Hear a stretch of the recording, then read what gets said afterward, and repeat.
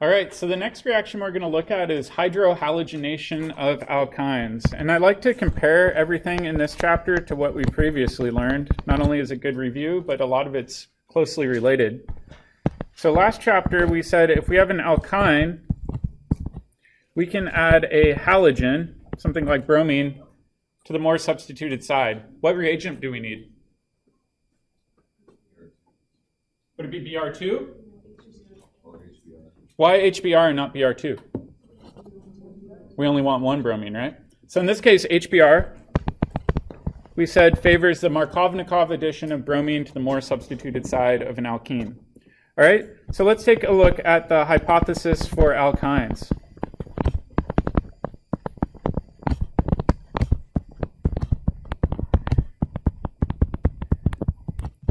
You'll see shortly that this hypothesis is actually incorrect, but we'll take a look at why.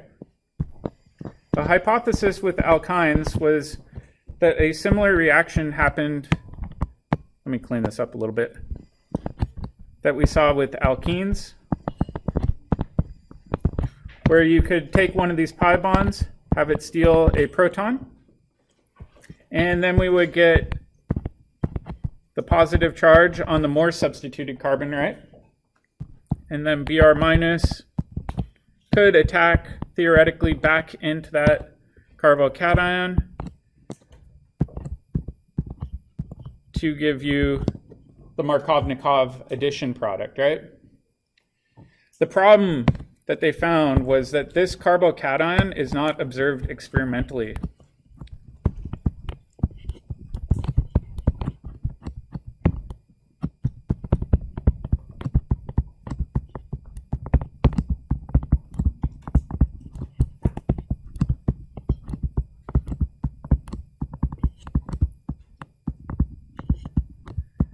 And this caused a lot of debate in the chemistry community where they were trying to figure out, well, all right, if that's not the intermediate, but we are in fact creating this product, how does the mechanism occur, right? So like I said earlier on this term, the way that organic chemistry works is that you mix two starting materials together, or more than two starting materials in some cases. You look at your products, and then you try to figure out, all right, if I made these products, what's a rational way for me to create those products mechanistically? And so what they did were a few studies. And so what they did to study this reaction was they did a rate experiment. So do you remember talking about rate equations last term? We were able to differentiate SN1 and SN2 based on rate equations. Same idea here. So they wanted to figure out what really mattered in this reaction. And when they did this experiment, they found that the concentration of the alkyne definitely matters. And then the concentration of the HBr also matters. However, it's raised to the second power. What order reaction is this? Is it first, second, or third? It's a third order reaction, which is pretty unusual. So it's a third order reaction,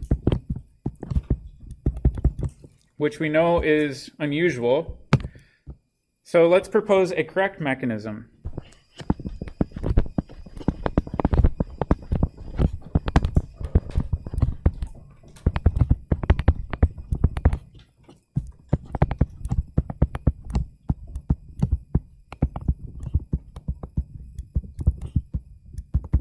All right, so the modified theory is still kind of debated. The theory is that you have this alkyne, and I'm going to draw all of the carbons in for my alkyne. And in fact, it does react with HBr. So this pi bond will quickly attack HBr, just like we saw in the prior example. However, we know two equivalents of HBr are involved in the rate limiting step. So we must have another equivalent of HBr doing something in this reaction. And the only thing that really makes sense is that this bromine is attacking into this carbon at the same time the proton's being shuttled over. It's a little bit weird that way. So it's thought that 3 moles are essentially colliding together to favor this reaction.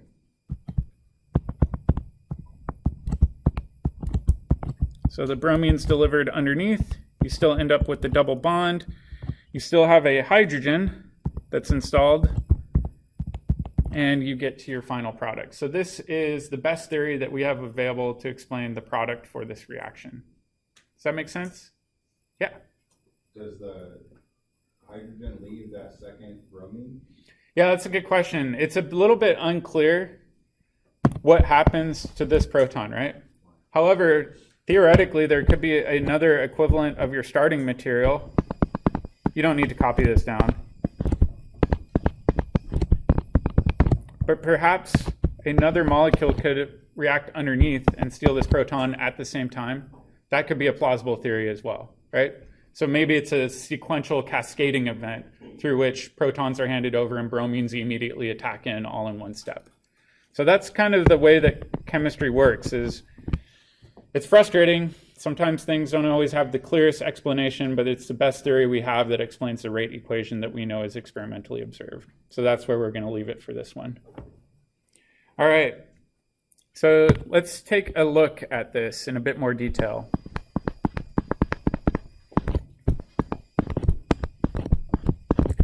Let's say that I have this alkyne and I react it with HBr.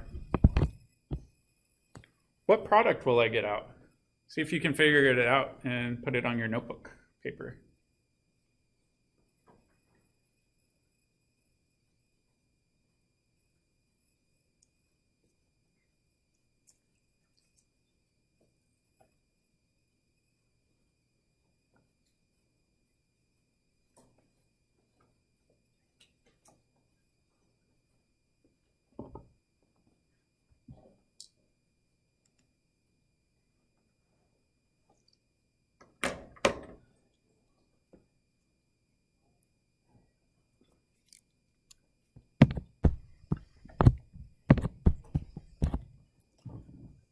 So let's see if we can figure it out. Which colored carbon will the bromine be attached to, the red or the green?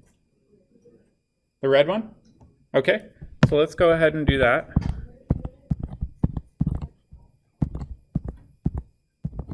So we've got this red carbon right here. We've got a green carbon there. We said that the bromine prefers to be on the more substituted side, which means that the hydrogens must be off the less substituted side. Make sense? The double bonds in the ring, oftentimes students will ask me, well, why don't the double bonds in the ring react with the HBr? Does anybody know why? Well, let me ask this. A normal pi bond, like an alkene, can react with HBr. Is this a normal double bond? Why not? It's a 1.5 bond. Why is it not a true double bond with a bond order of 2? Because of resonance, right? So don't get tricked into thinking that the HBr will react with these phenyl or benzyl rings. Those are completely inert during these reactions. All right, so we've got our product. My second question is, what do you think happens if I react this with more HBr? What will occur? And remember that the ring system is going to not do a thing. Does anybody have an idea? Double bond can react again? Where do you think the bromine's going to go then, the red or green carbon? Let's think about it. Which one's the more substituted carbon? The red one. So we're still going to get Markovnikov addition. Essentially, we can do this twice. So if we do that, essentially we're treating it just like we saw last chapter, where now we would get 3 hydrogens over here, and we would get 2 bromines over here. So same idea applies, right? We always, with HBr, show Markovnikov addition unless we have peroxides around. Does anybody remember what this is called, where we have 2 halogens coming off the same carbon? Yeah, geminal dihalide.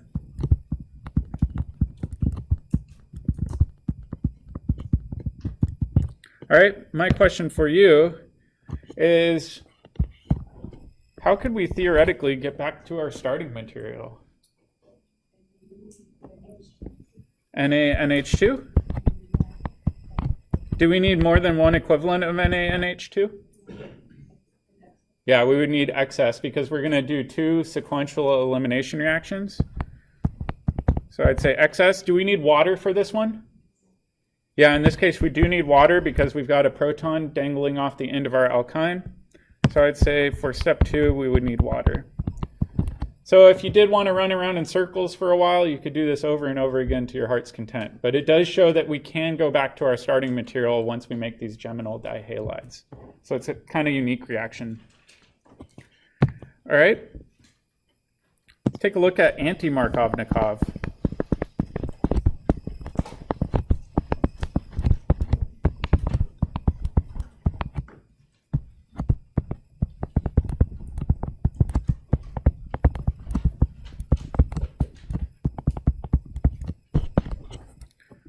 All right, so let's do the same compare and contrast.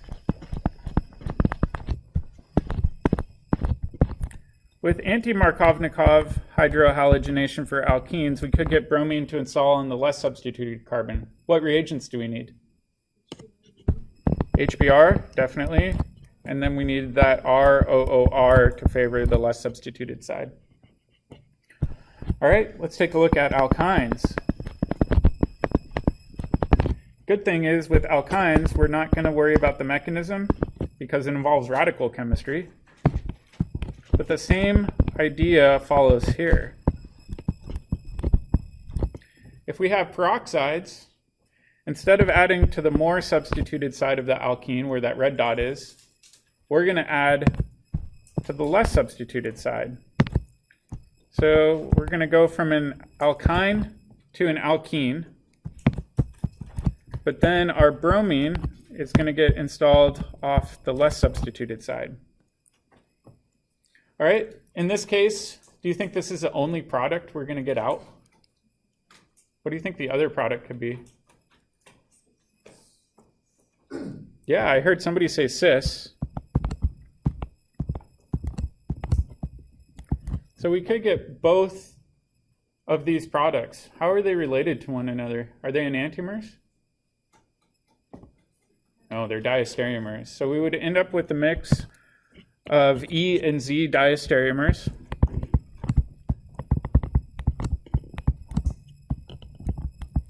Which one's the Z isomer? Is it right or left?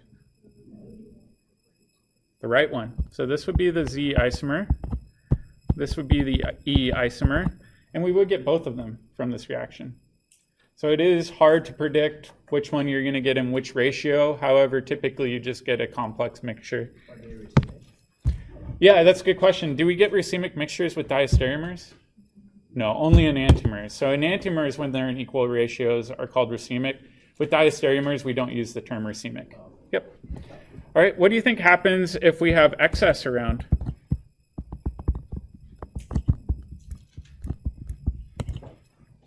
We could add a bromine again. So in this case, is the bromine going to add to the same carbon where the other bromine added, or is it going to add to the red carbon? Yeah, it's probably going to add to the same side because that's still the less substituted side.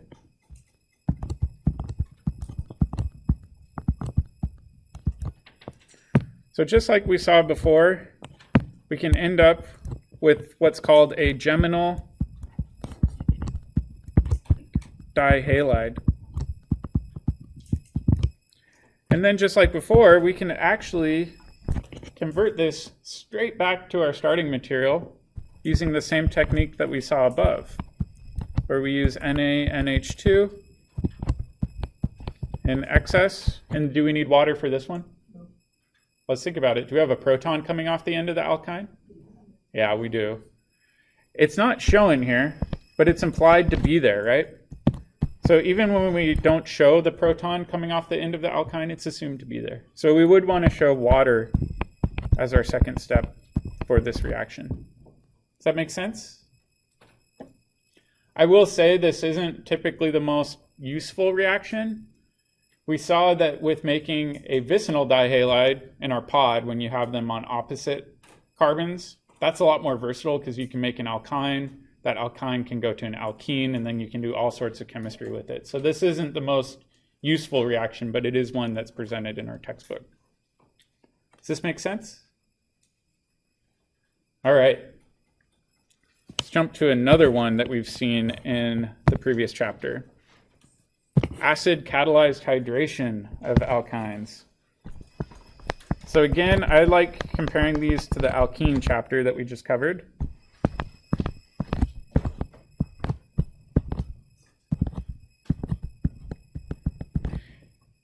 In the previous chapter, we saw we can convert an alkene to an alcohol. How do we do that?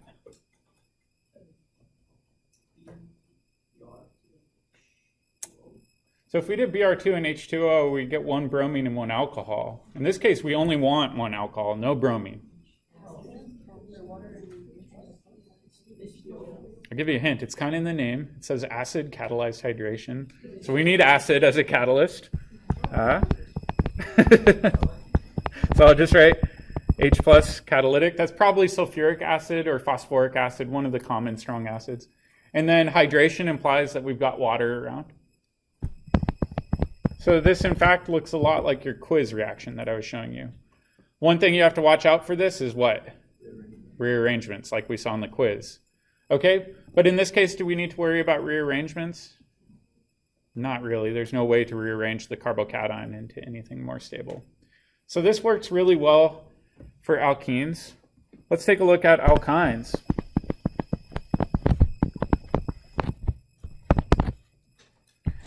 So we'll do the same sort of reaction. We'll do the corresponding alkyne, and then we'll say, all right, what happens if we treat this with an acid catalyst and H2O? Well, what they found is that there's no reaction. The activation energy for this reaction is too high, meaning the rate limiting step requires so much energy that the product would prefer to decompose rather than form the corresponding alcohol. All right, so what can we do? What's that? Even though we have a catalyst. Yeah, up here we've got a catalyst, right? But it's apparently not doing the job. Does anybody have another idea? We could do heat. So that's another idea. So sometimes if the activation energy is high, you can apply some heat and get this to go. What's another idea? Better catalyst. That's a good idea. So what they found was perhaps we should use a better catalyst.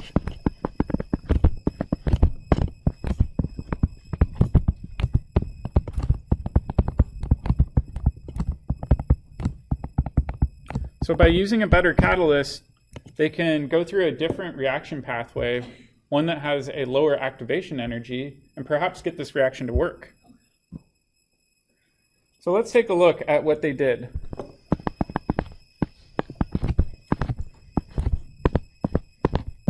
And again, I'm going to draw out all of the carbon atoms here just so we have a better time tracking where every atom's located.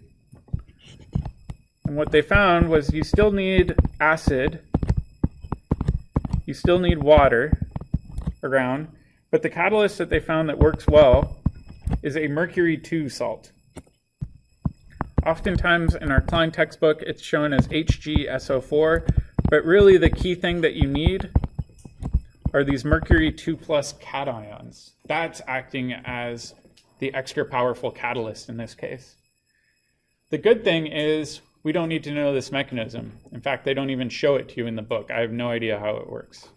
So let's take a look and guess. All right. Is the alcohol going to end up on the red carbon or the green carbon?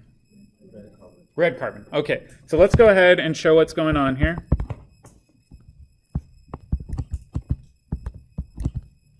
We're going to go from a triple bond to a double bond, and we're going to end up with our alcohol off of the more substituted carbon, and we're going to end up with our hydrogen on the less substituted carbon. Make sense? All right, this is a new functional group. It's kind of a hybrid, right? It's got two different types of functional groups in it. Which functional groups are present? We've got an alkene, right? That carbon-carbon double bond's an alkene. We also have an alcohol. So it's a mishmash of an alkene and an alcohol. So the question is, well, what do we call something that's kind of both? It's called an enol. So half alkene, half alcohol. It's kind of a hybrid of both. All right. The problem is, when we do this reaction, we don't actually isolate the enol and very high concentration. We actually end up isolating a ketone. Question is, how in the heck are we going from an enol to a ketone? Well, let's take a look and try to rationalize what's going on here. So let's assume that we have extra acid floating around. And this is under equilibrium conditions, so I'm going to show this with equilibrium arrows. So let's assume we have acid and water around. What do you think could happen with that acid?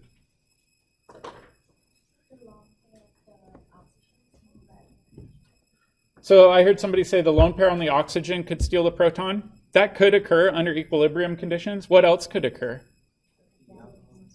The double bond could steal the proton. I agree with that. So let's try the double bond approach, just because that's what we've kind of been pushing in the last few chapters. So if the double bond steals this proton, we now have to decide, is the positive charge going to be on the middle carbon or one of the end carbons? What do you think? Will it be on the more substituted carbon or the less substituted? More substituted. Okay. And hopefully this will make sense. So all three hydrogens are going to be on the less substituted carbon. We're going to end up with our more substituted carbon. This is a really, really, really stabilized carbocation. Why? Does anybody spot another stabilizing feature besides just being more substituted? It's secondary. That's good, but it's not the best. It's next to an alcohol. What makes that provide stability? Resonance. If we think about it, right? This has a lone pair that can dump back down.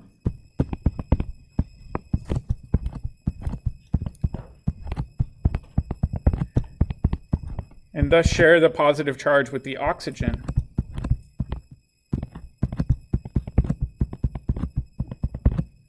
So resonance we saw is even better than a tertiary carbocation. So in this case, this is incredibly stable. Now, if we start looking at the backbone here, so I'm just going to highlight this. You see how this kind of looks like a ketone? Now it's making more sense. How would we get from that backbone to a ketone? What would the final step need to be? Deprotonation. So in this last step, we've got water floating around.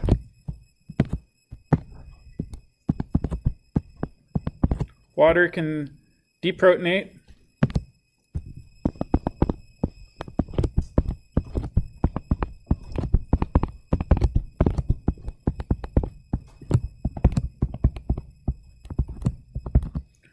And we would create our ketone.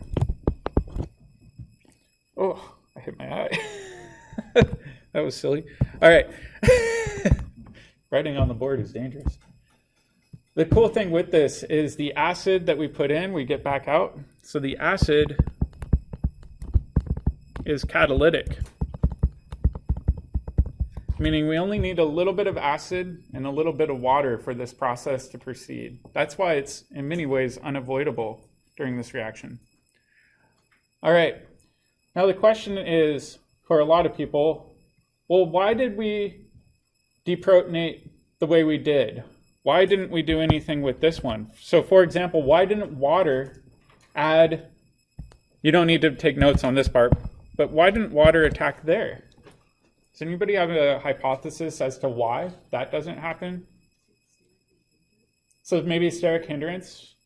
Anybody have another idea?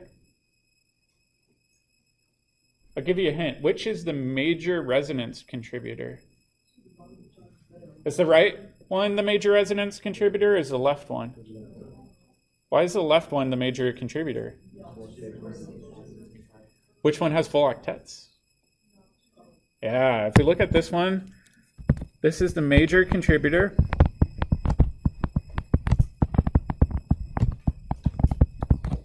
Because all atoms have full octets. So I know we haven't thought about that for a while, but even though we are showing both resonance structures, the major contributors the more realistic view of what's occurring with that intermediate. So realistically, this is more ketone-like than carbocation-like.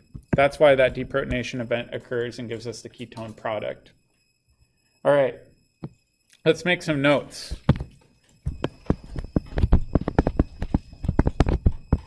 The note that's most important is at equilibrium,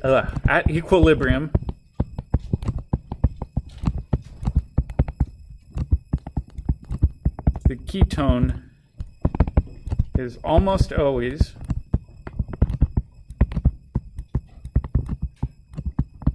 favored over the enol. There are a few rare circumstances where the enol is favored over the ketone that we'll actually see in third quarter organic chemistry, but for right now, we'll assume that this always goes to the ketone, doesn't stop at the enol. All right, does that make sense? It's a little bit tricky, but you have to trust your basic arrow pushing to get from the enol intermediate to the ketone. All right, let's do some practice.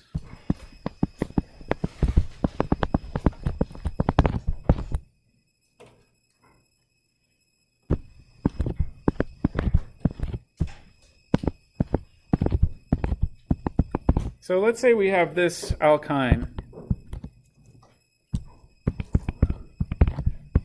And we've got acid, water, and then our mercury 2 salt, which is HgSO4.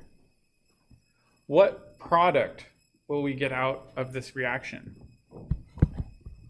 So we'll treat this like a quiz. I'll make this worth 4 points.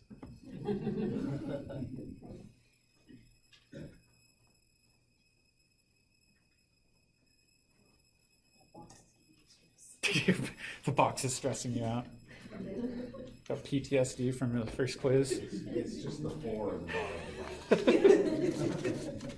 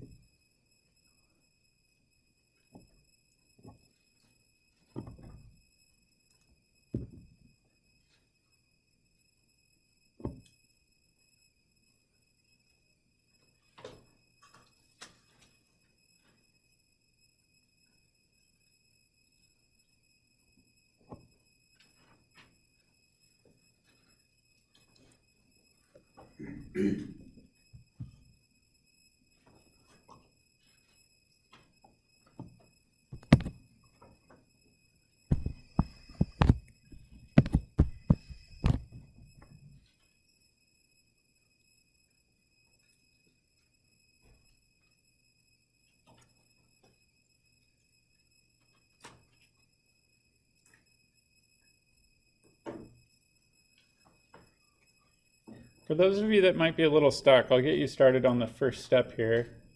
Let's first ask ourselves, where will the alcohol add? Will it add to the red carbon, where I have the red dot, or the green carbon, where I have the green dot?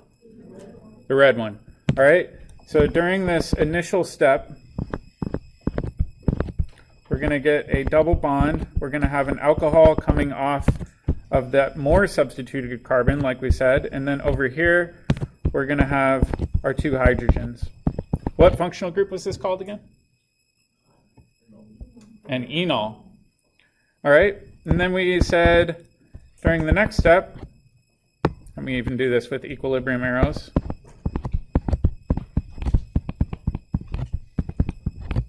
During the next step, this double bond will steal a proton.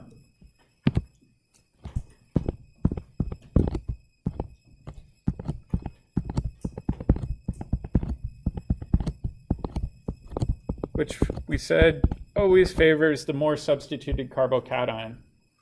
All right, in addition, what's special about this carbocation? Resonance. So if it helps, definitely draw out the mechanism. But then what we'll do is we'll take a look at how to do this more quickly in the future.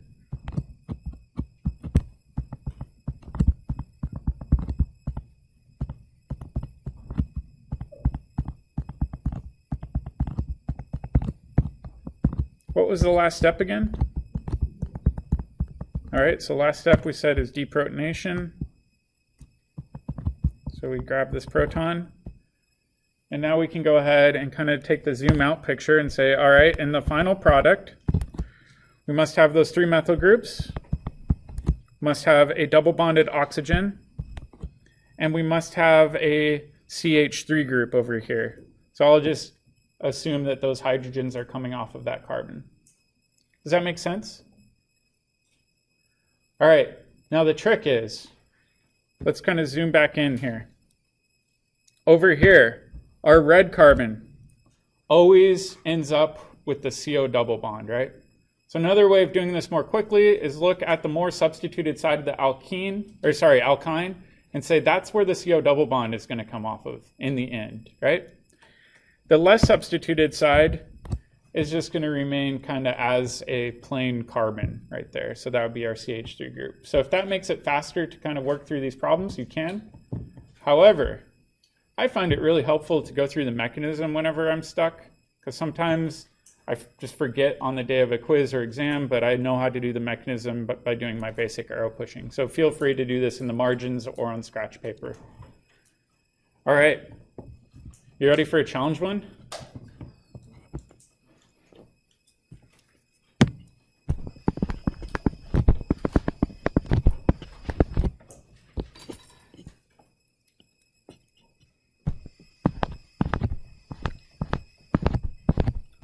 Let's take that product from our pod today and then ask ourselves, all right, what happens if you do the same reaction with that alkyne?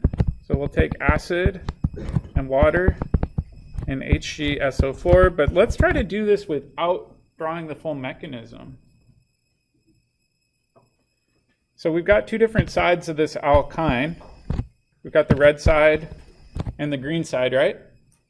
Which side do you think the double bond is going to end up? Or do you think it matters? No, it doesn't matter. Well, let's try both, just for fun, because that's what we do for fun around here. So here's an example where it added to the red carbon, right? Make sense? We added a CO double bond there. Let's try the other one.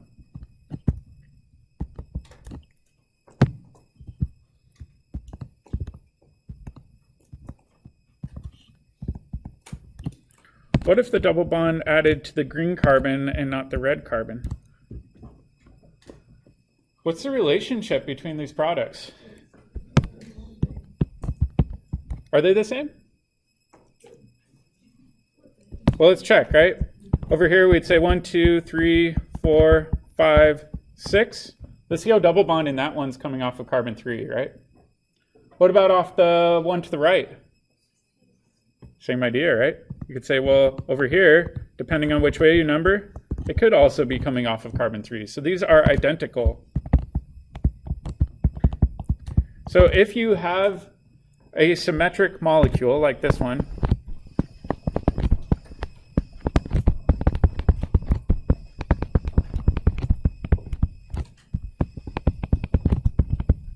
they give identical products. Does that make sense? Let's try a different one though. All right, and this next one, what if it looks pretty similar, but instead of being symmetrical, one side of the alkyne has a methyl group, while the other side of the alkyne has an ethyl group? Do you think we're going to get identical products anymore? No. All right, so let's try to predict what our products would be.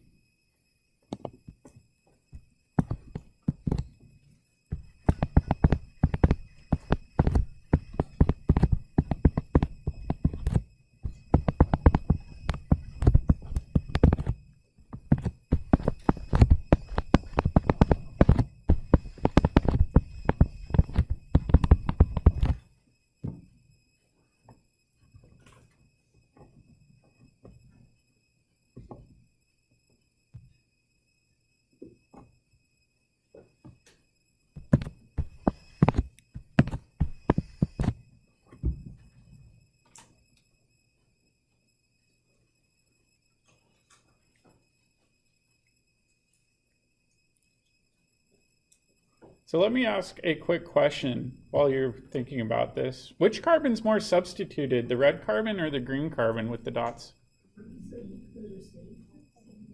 I heard some people say they're the same, some people say green. All right, let's ask ourselves, the red carbon, as we move away from the alkyne, how many other carbons is the red carbon attached to? Okay, what about the green one?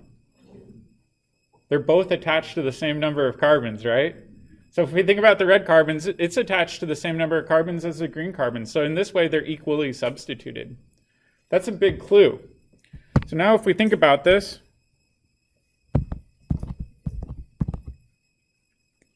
we'll call this our red carbon. Whoop, that didn't change colors. We'll call this our red carbon and this our green carbon. There's a probability that we'll get a double bond there, right? Or there's a probability that it will end up over here. What's the relationship between these two molecules? Whoops. There we go. Now what's the difference between these two molecules? Constitutional isomers.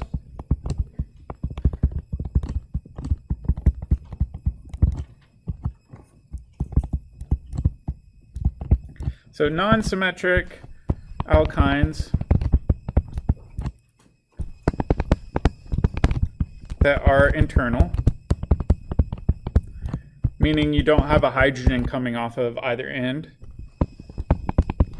give constitutional isomers. Does that make sense? All right. I've got some good news / bad news, mostly good news for you. Good news is we didn't get as far as I was hoping in lecture today, which means the pod is not due tomorrow. However, if you want to read ahead in the book and get it done early, that could be the good news. Hunter's shaking his head. He's like, what? That's future me's problem. Why do it now when I can do it later? All right, I'll see some of you in lab.